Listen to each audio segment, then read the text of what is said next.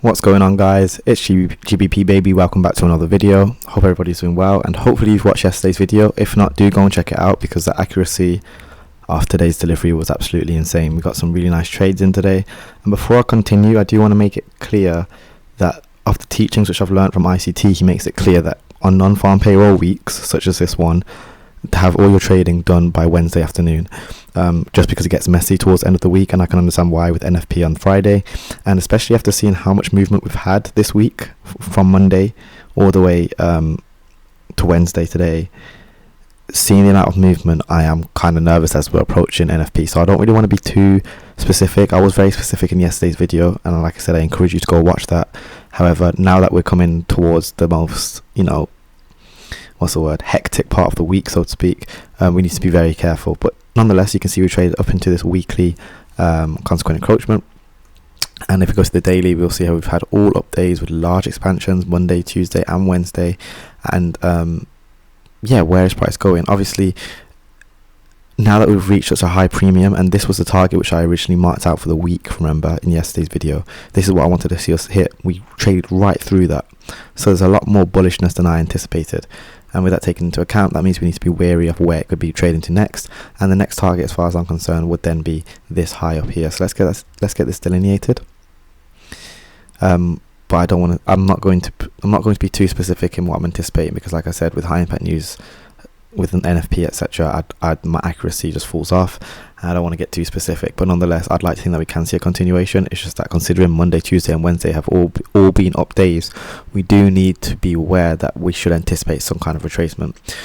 If we do, or when we do get that retracement, I am looking for a pullback into a breaker, and we have a low here, a high and a lower low. So I'll be looking at the last up close candle, which is right here. And realistically, the wicks, as in, I'd be happy for price to return pretty much into the buy side liquidity that we've just ran, and I'd like it to find support at that point if it is going to return to that range. So we'll go to the 4 hour. Actually, the 4 hour's not really giving us much justice. Let's go to the 15 minute. And you can see that price is obviously expanded, and we do have another breaker here, technically low, high, lower, low. So if we are going to retrace, I'd like to think that this can hold price. If this manages to hold price in the new day, there's no reason we can't enter again. Well, yes, there is reason we should enter again, because it's non-farm payroll week. But I'm saying there's no reason that shouldn't be able to support price and push us higher. But overall, that's where I'd be looking. And then I'll be wanting to see if this high can get reached. But like I said, very low probability, and I'm not going to get too specific in this video just because our targets have been reached for the week. Like, I've done my trading for the week. I'm going to stay out the charts now and just let it do its thing. As in, anyone trading at this point of the week on an NFP week is forcing it, I'd say, especially when you've just missed out on multiple opportunities this week to get in on some longs, shorts on the pairs. So let's take into account. And but overall, if we're going to see any kind of retracement, I want it to retrace to here, and then I'd want to see this provide support. But like I said, don't be surprised if we see a lot of back and forth price action on Thursday as we warm up towards non-farm payroll, where they'll probably just take out both sides of the market anyway. So let's head on to GBP USD, and you'll see that I have got my some trade executions here. If you watched yesterday's video, you remember me talking about wanting to see the high get made at this 50% level. Yes, we overrode it. We overrid it. We went a bit higher than anticipated.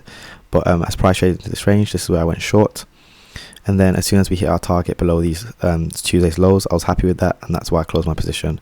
You can see we did get a continuation later on in the day, around 2:30 p.m. We started to expand lower again. I don't really trade in these hours, so I wouldn't have got involved in that anyway.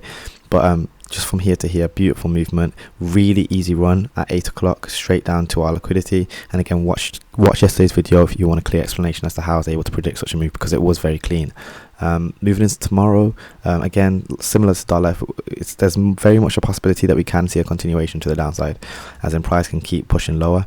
And if that's the case, then it's going to be this rejection block level right here, which I'd want to see price try and trade down and in towards. So that's just something to take into account. And then any kind of retracement, again, I'm looking at this fair value gap, which we have right here, and it'll be the 50% level off that, which I want to see price respect. So let's get that delineated, kind of like what I was talking about yesterday. If we're going to retrace 50% level, then I want to see us roll over, but that's the most. Other than that, I wouldn't be surprised again if we see a lot of ziggy-zaggy price action. And I think I predict that on Thursday, during the New York session especially, it's going to be very much back and forth price action, maybe staying within the range of the London range. So it could get quite messy quite quickly, is what I'm saying. So yeah, with that finished, let's finish up on Euro USD. Similar again, beautiful entry right here. Remember, I marked out this range right here. Is this a 5-minute PD array? I can't think what time frame this is from. Let's try and find it.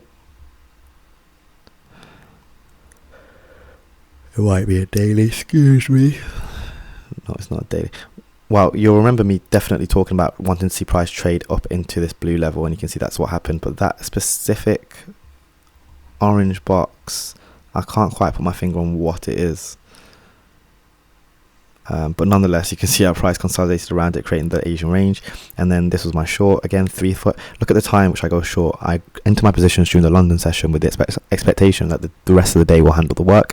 And you can see beautiful, oh, absolutely gorgeous delivery to the downside.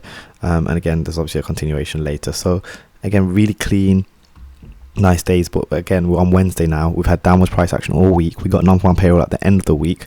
Let's give it a break, but let's go to the 4 hour, and then again, any kind of retracement, I don't want it to be too deep, and then I wouldn't be surprised if we did see some kind of continuation on non-farm payroll.